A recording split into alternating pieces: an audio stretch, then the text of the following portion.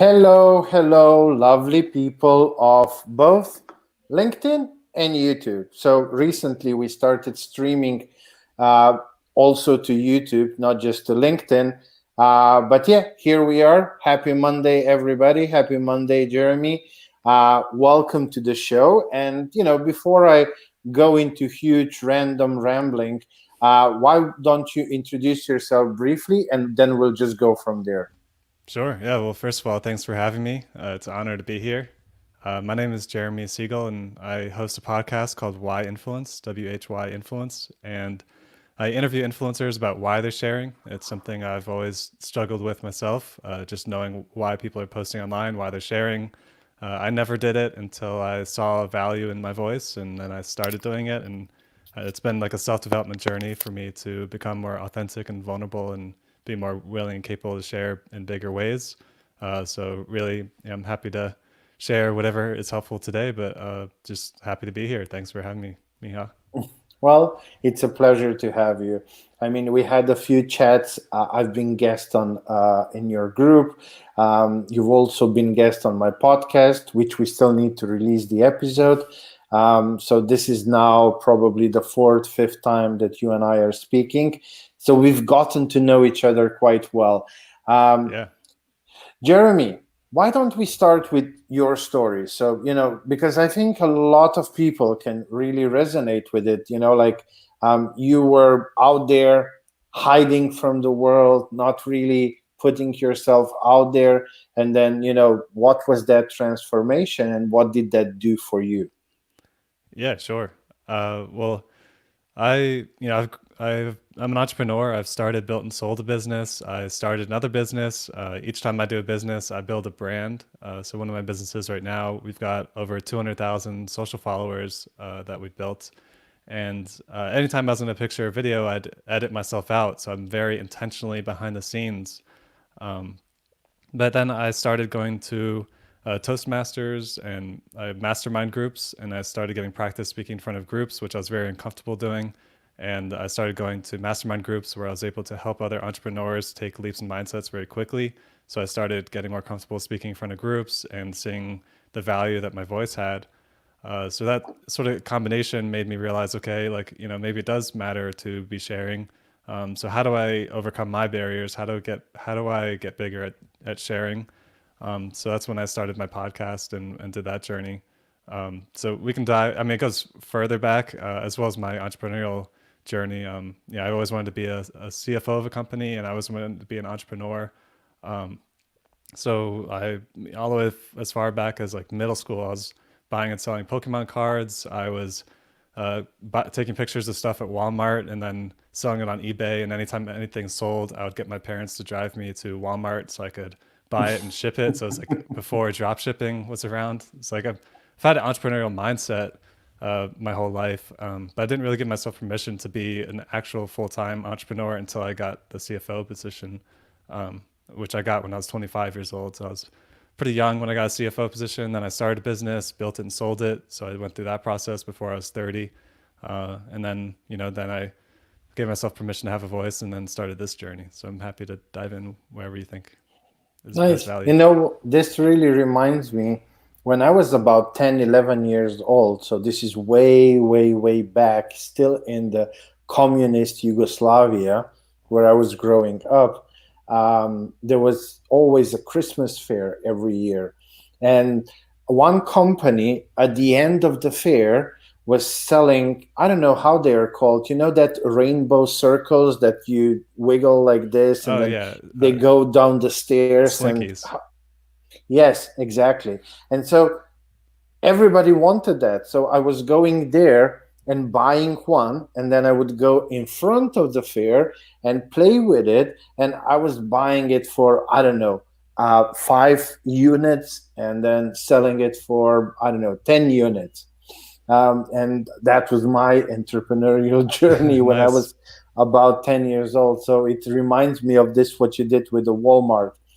But Jeremy, let's try to go to the place where why did you like what was that urge, what was that within you that started calling you that it's enough to be in the second in command or in the back, like what made you um, go in front of the audience? Why did you start going to Toastmasters and all of that? So there must have been something why you wanted to achieve that. Yeah. Well, one part of it is, you know, I saw this trend. I would build a business, build it up, sell it, build a business, build it up, sell it. And with that comes the brand that you build up and sell. But nothing like stuck with you. You'd have to start from scratch after every time. So I saw that, you know, there's a trend where like each time I go through this process, it's becoming harder because it's harder to do social media and build those audiences. And I didn't really, have the credibility other than saying that I did it, but nobody really knew that I did it because I didn't really share the journey. So I think one part of it is that whole personal brand aspect and having some kind of community that follows along through my entire journey, more than just like a specific one business venture kind of thing. Another is a business that I was working on, so had a higher probability to have success, and potential future businesses too could have a higher probability of success if you have a face to the business or someone who's like able to get up in front of it and speak on it. So I saw that there's a lot of self development that I'd have to go through to be able to be that person who's willing to stand up on stages and talk about a business or push it out and promote it and be the face of something. So I think that seeing that the brands would start, build, and disappear process was getting a little bit tiring on me, and then that I felt like it was something that necessary for me to become a better entrepreneur, to be more capable of sharing the whatever it is that I'm working on in a bigger way.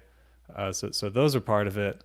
As far as doing early Toastmasters, that helped me like get further along. But in the earlier days of self development, like why I joined Toastmasters, what sparked that was I went to a startup weekend event. It's like an entrepreneur weekend event that happens all over the country, and I participated in that. And at the very end, they just all get together in a room. So I just like raised my hand to ask a question, and there's several hundred people in the room. But I'm an entrepreneur at the time. I already started, built, and sold a business. Like I'm very successful from like a just a entrepreneur standpoint, and like I was like sweating, very uncomfortable. I was stuttering. Like I realized how hard it was for me to get a question out in a community where I should not be uncomfortable asking questions to. So that like was like, okay, there's a big bump of motivation that like something's wrong, and that's why I joined Toastmasters. And why I even knew about Toastmasters, it goes further back. It's because when I first met my wife, at the time girlfriend, about 8 years ago, her first gift to me was a check to join Toastmasters, if that gives you an indication of how I was as a communicator. And actually kept that check. It took me 4 years to cash that check because I was like, I'm not going to cash it unless I actually use it. So I kept the check for 4 years, eventually cashed it, and then joined Toastmasters. So sort of, shared sequentially backwards, but that's sort of how I got to this point.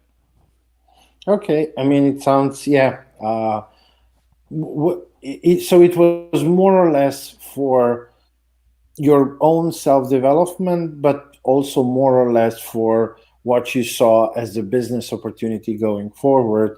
But were your businesses more or less in the same niche? Because if you gather an audience, but then if your businesses are left and right, you can't do too much with that audience. They can follow you on the journey, but they might not turn into your client and so on. What's usually the purpose of creating an audience? So was everything more or less geared towards like following the same niche, or what was the thinking Yeah, behind it? it's sort of very different stuff. So like, the business I built up and sold over a 2 year period was a e-commerce drone accessory business. So we sold RC helicopter parts like for the DJI Phantom original, like FPV kits, things like that. So that was like a RC helicopter drone business, e-commerce. The business after that was a car dealership, importing classic Japanese sports cars. So that's what I have right now. We've got a little over 200,000 social followers there. And so that's a different niche, but also, the other business went away. And then something else that I've been recently working on is cryptocurrency mining. And that's, a different niche in itself as well. So there's sort of different niches through the series, and there's not a lot of overlap. I've thought of like, maybe doing pivots within the niche if I felt like maybe taking a business another direction. But, for the most part, the way I've been treating it historically is just like the business has its brand. And then now, like more recently, I've started like a personal brand independent of my business having a brand. But as a result of doing my podcast, getting more comfortable doing these live stream conversations and putting my voice out there, I have created content for my car dealership where like, talking head video. And the first time I did a talking head video on Instagram, I like said, hey, we got this car in, and showed the car. And in 2 days, it got like 9,000 views. And to think like, I just put myself out there for 9,000 people to see in 2 days on Instagram. It's crazy. And I would have never done that if I didn't go through this self-development journey through like my podcast and interviewing other people and surrounding myself by, people who are doing nothing but getting more authentic, more vulnerable, and putting themselves out there. And similarly with YouTube videos, I've created a handful of like car review YouTube videos for the brand, and things like that. But for the most part, the niches are very different. Okay, okay. So you're talking a lot about vulnerability, authenticity, and so on. Can you expand a little bit on that? Why is that important for you, and why is that important in general? And maybe we can start with, a few tips, tricks, advice for our fellow entrepreneurs who are maybe, still not ready to get themselves out there, and they're too worried, like, do I have the right equipment? I don't have the lighting, the backdrop, the this, the that. And, those are some of the maybe most common outside factors, but usually the reason why they don't go in the front row is probably in on the inside. Yeah. Yeah, and that's something that I struggled a lot with. It's all the barriers that are in your way. And everyone has different barriers that they overcome. And I talk a lot about that on my show and on my YouTube channel. I'm interviewing influencers about why they're sharing. So we deep dive into why they started, why they're still doing it. What kind of barriers have they overcome through the process? How did they overcome those barriers? So it's really about like how the person became someone capable of growing in a big way. It's not always about just like tactfully like how they grew that audience. Um, so an authenticity and vulnerability are like things that come up all the time. A common thing that I've heard is like, people don't want perfect, they want authentic. So like if you're trying to be perfect on camera, you're most likely never going to get there. But even if you did get there, if you started at that point, you're going to be so far above the norm that people aren't going to relate to you very well. They're going to be like, oh, okay, he's not as relatable. He's too perfect. Um, Whereas if you like, share your journey, share your mistakes, and be more authentic to who you are and share that, then, that tends to go much further. Like all the most successful YouTubers, thought leaders, influencers, they're all they're all pushing the boundaries on authenticity and vulnerability. Some tips like you asked for, as far as equipment goes, depending on what you're trying to do. I mean, if you're writing blogs, you don't need much equipment. You can just write it and send it out. If you're doing videos, most of you can do that with what's in your pocket. I've talked to a YouTuber, Joe Rady from Rady's Rise. He got his first million YouTube views just with his cell phone. So there's no reason why you can't use your cell phone to do most stuff nowadays. I mean, like, a lot of them even have 4K resolution video. As far as a podcast goes, I mean, worst case, I mean, like I spent $60 on my microphone to do my podcast. You could definitely get a setup for under $100, but if you don't even have that or you don't want to spend it, I mean, you can use your cell phone and just put it on your desk in front of you and record. I mean, it may not be perfect, but at least you can get started. Another idea is you could go in your closet where you're surrounded by clothes, and you'd be surprised at how well your cell phone can sound if you have the right environment for sound deadening. So a lot of times people overthink what it takes to get started and to continue. But really the barrier is most of the times, not having a strong enough why. And that's what I talk a lot about. It's called why influence. So like if you deep dive into why you want to share, like if you find something that is powerful enough to get you started to overcome those initial barriers, it's most likely going to be strong enough to help you keep going. And then, those are the hardest parts that I hear. It's the hardest thing is to get started. And then once you get started, the hardest thing is to continue and to keep moving forward. And then from there, it's really just tweaking and experimenting as you go. Okay. So, Jeremy, you mentioned this already, that now you are focusing on building your own personal brand through your podcast, through the group that you have where you're helping others to become influencers, or to just show up and do some content like video and podcasting and YouTubing and so on. So tell us a little bit more about that. Tell us a little bit more about why influence your group, your networking events, and feel free to invite our viewers to join you. Yeah, sure. Thanks. Yeah, I mean, part of my journey right now is just like self-developing. I want to overcome the barriers that it takes to be putting my voice out there, and part of that is how to get started. And I always struggled to understand why other people were sharing, so I decided to. And I also saw that when I was in a room of people, I would be gravitated towards, in general, the most authentic and vulnerable people, which if you compare like a typical entrepreneur versus a typical influencer, I find that on average, the influencer is going to be more authentic and vulnerable. And on average, they'll be driven a little bit more by impact versus money. I mean, it's not true for everyone, but just it tends to lean in that direction. So I decided to, surround myself by people like that to help lift myself up. And part of that process is interviewing established influencers. So people have been doing it for a long time that have overcome those barriers, like, surrounding myself by people like that. And by doing that, I started a podcast, which opens doors to have conversations with people. So then I've been able to talk to roughly 70 pretty large influencers at this point. I've talked to a lot of YouTubers, Instagrammers, Facebook influencers, with over 1 million followers, hundreds of thousands of followers. So I've got like deep conversations with them to understand their world, and some of them are now part of my community, as well as I host a weekly meetup. It's a virtual event on Zoom, and Miha was a guest speaker one week talking about LinkedIn secrets.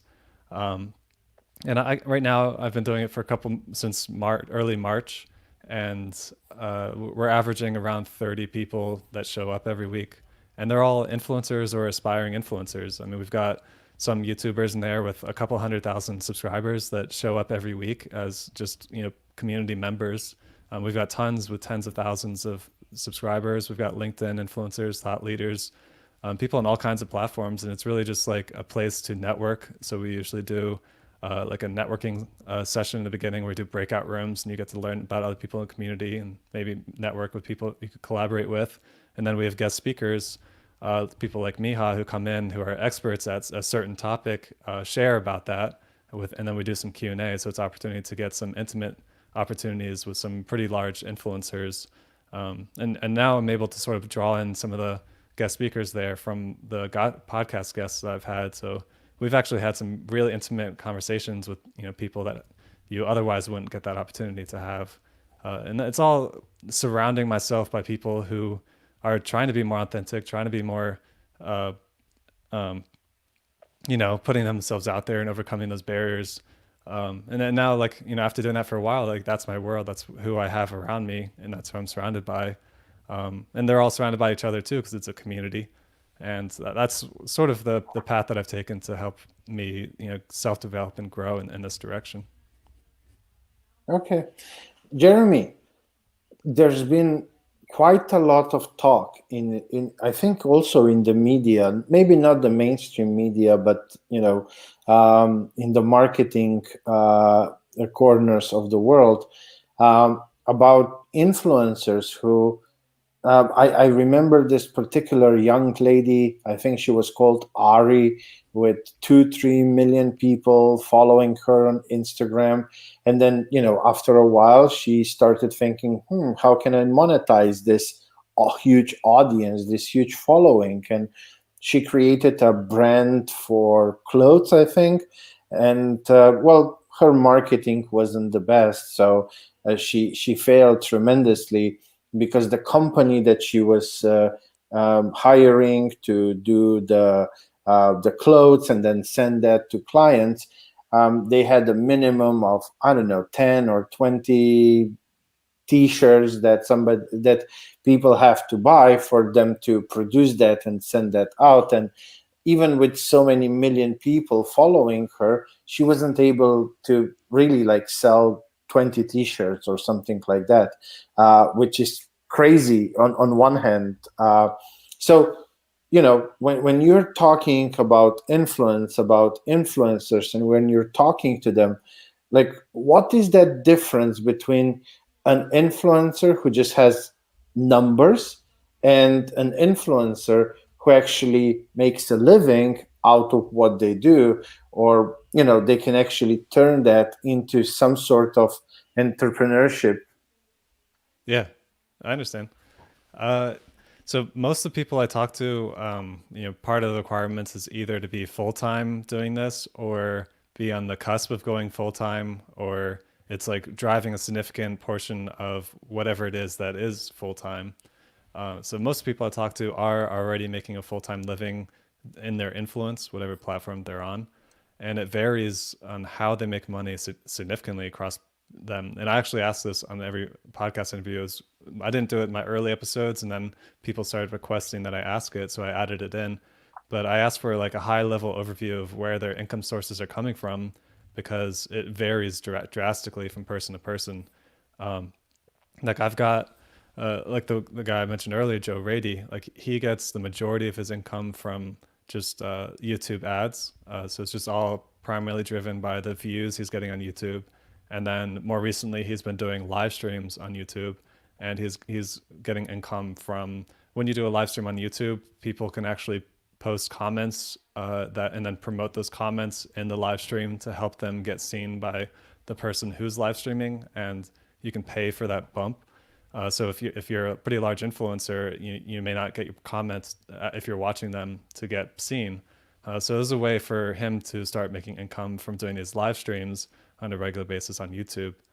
So that's just one example. I had another YouTuber. He drives around his SUV. It's called SUV RVing, and he built an e-commerce store for products that he's developed that helped him live more efficiently in his RV or in his SUV.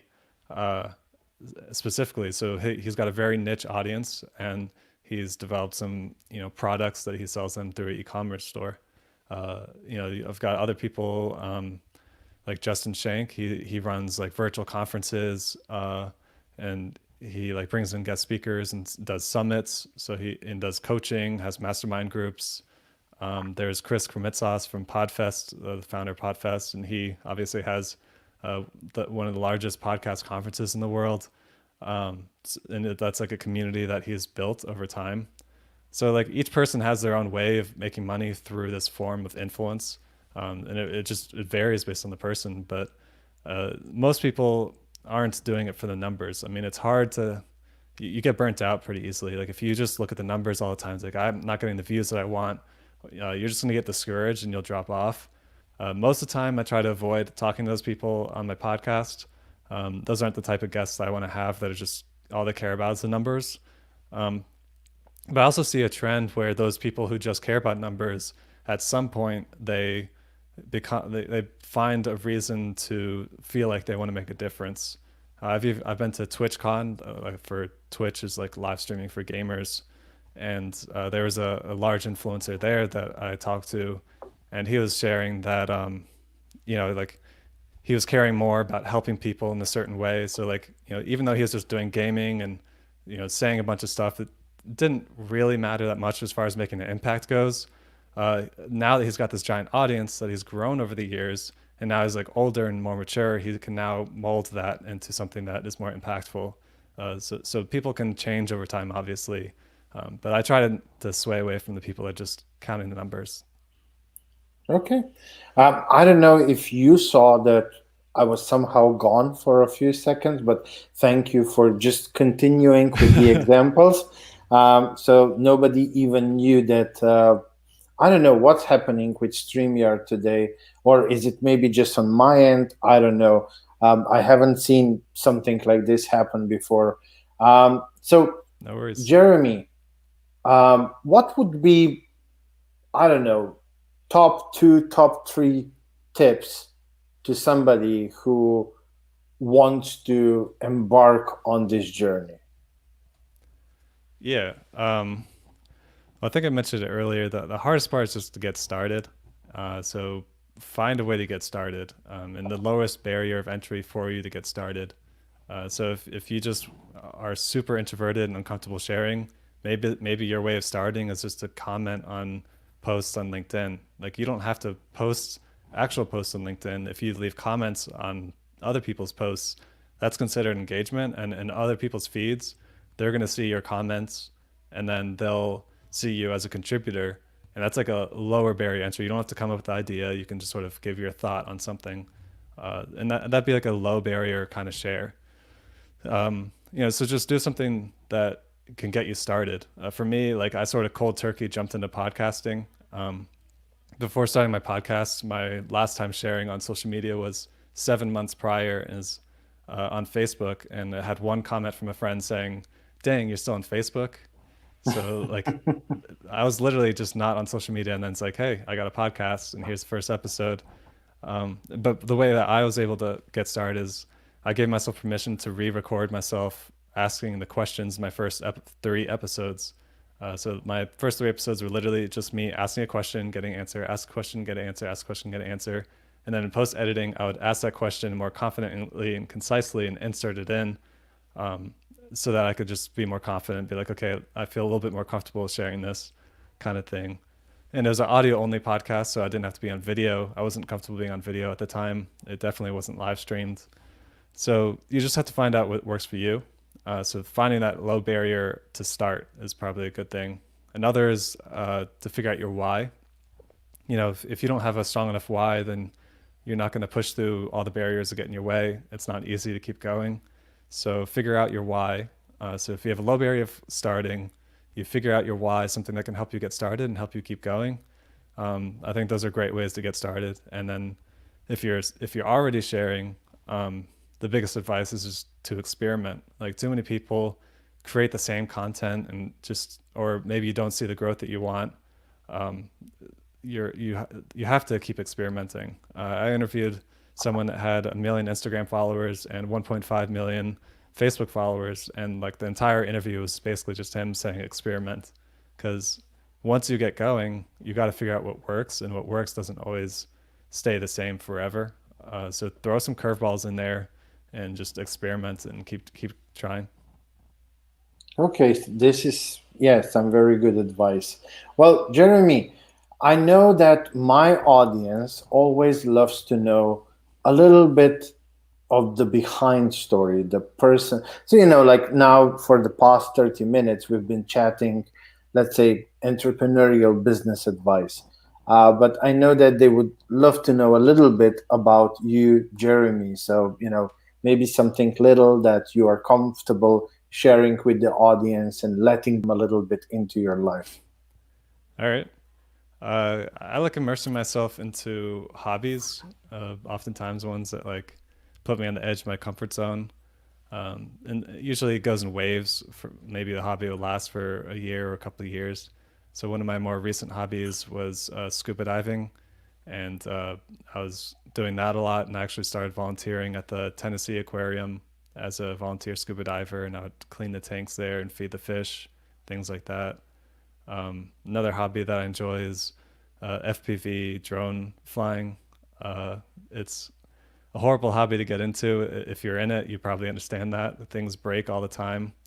But it's a lot of fun. It's like you control the drone, very all the completely customs, but you can get some pretty artistic video shots with it. And then I've been around cars forever, so I enjoy like performance driving, drifting, autocross, rallycross, that kind of thing. So I enjoy immersive hobbies and traveling, nature, things like that. Nice. Well, let's go back to your podcast and your networking group, and you know I'll let you invite the audience once more. Where can they uh, sign up for your podcast? What's the best way to do that? And if they want to join your network, I mean, are your networking events open to anybody, or do they need to have meet certain requirements? So I'll let you do the invite. Sure. Thanks for the opportunity. I think that growing a community is important, whether you're in a career path, because I think in the future, jobs are going to be looking at your social influence in your community as part of the application process. Similarly, with entrepreneurship, trying to raise capital or showing your background and proving that you've done things, as well as like giving a resiliency to your business or to your career. So if you want to grow your influence and grow your thought leadership, I host a weekly meetup for thought leaders, influencers, aspiring influencers, and thought leaders. The link is on the community tab of my website. So if you go to whyinfluence.com, whyinfluence.com, there's a community page, and there you'll see a link to say join the community. And I don't spam it. I take your email address so I can send you the Zoom link every week, and then I just tell you who the guest speaker is. So that's probably the main thing. Surrounding yourself by people who will lift you up, and it's a great community. We've got a lot of really powerful people in that community, and people that really are supportive. Like we've had people that said, "Hey, I'll come to your house and help you do this," or like let me get off after this. Let's get together so we can talk about how you can improve here. There's a lot of that kind of stuff that goes on in that community.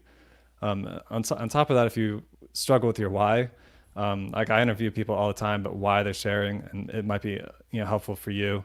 On my homepage, whyinfluence.com, if you scroll down, you can see a list of some that I suggest based on the platform. So if there's YouTube or LinkedIn or whatever platform that interests you, there can be some starting point for you.